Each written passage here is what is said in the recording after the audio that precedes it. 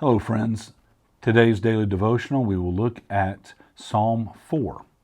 In Psalm 4, as you read the psalm, as you hear the psalm, you will notice, if you listened previously to Psalm 3, that a lot of the material sounds alike. They were at least companion psalms. Maybe at one point they were tied together somehow.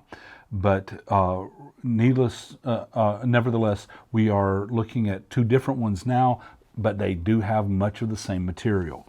Look at Psalm 4, beginning with verse 1. In 1, you see the author, David, we assume, calling for God to hear. Answer me when I call, O God of my righteousness. You have given me relief when I was in distress. Be gracious to me and hear my prayer. Now notice how in chapter 3 or Psalm 3, you saw that one of the great assurances, the confidences that David had was that when he cried out to God, God heard him. Well, here he's taking it from that pleading standpoint where he's asking God, please answer me when I'm calling. You're my God. You're the one who is righteous. You're the one who gives me strength. I need you to give me the assurance and the confidence that you are hearing me. He then goes on, having cried out for God to hear him, he then turns his focus from upward to outward.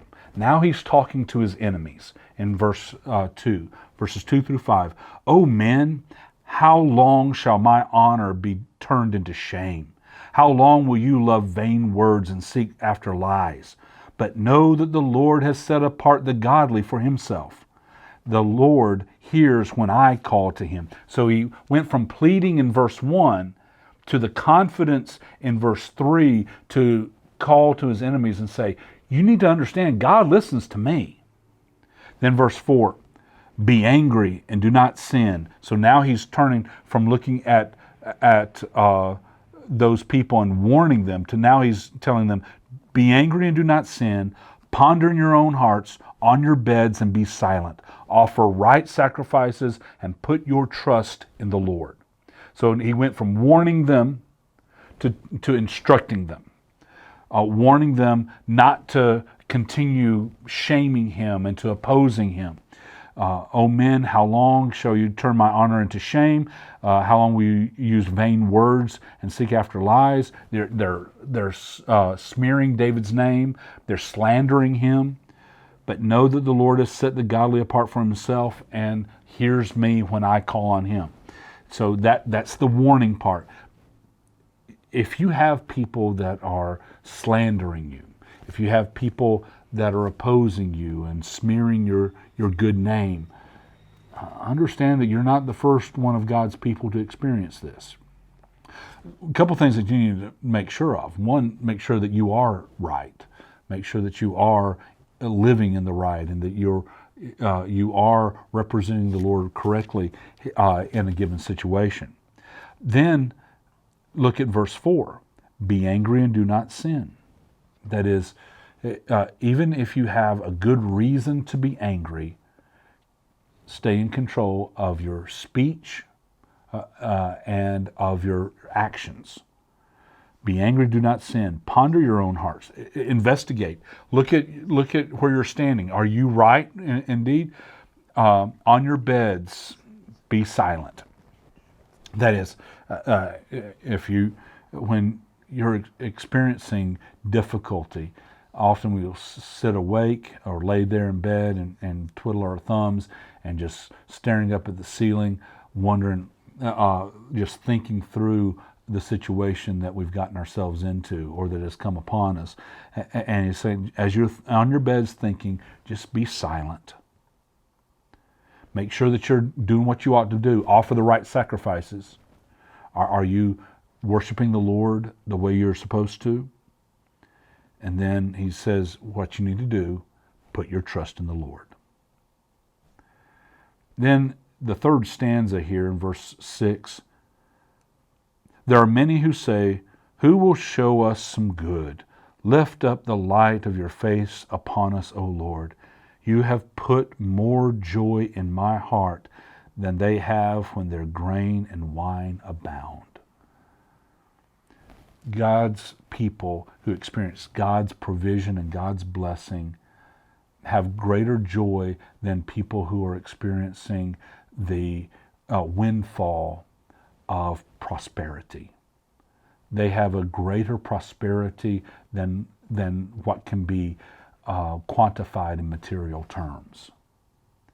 Verse 8 ends the psalm with a beautiful expression of confidence in God's provision. In peace, I will both lie down and sleep. For you alone, O Lord, make me dwell in safety. I remember as a child, my father pastored a church out in Dover, Tennessee. And of course, back then we'd have evening services and we'd be there till it was very dark. And I was an only child.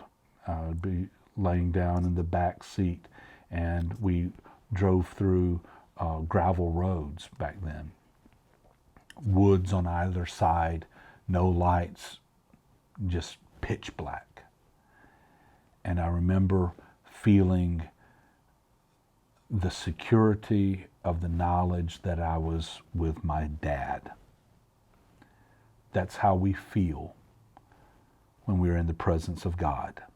In peace, I will both lie down and sleep. This is the sleep that only God's people can have. For you alone, O Lord, make me dwell in safety.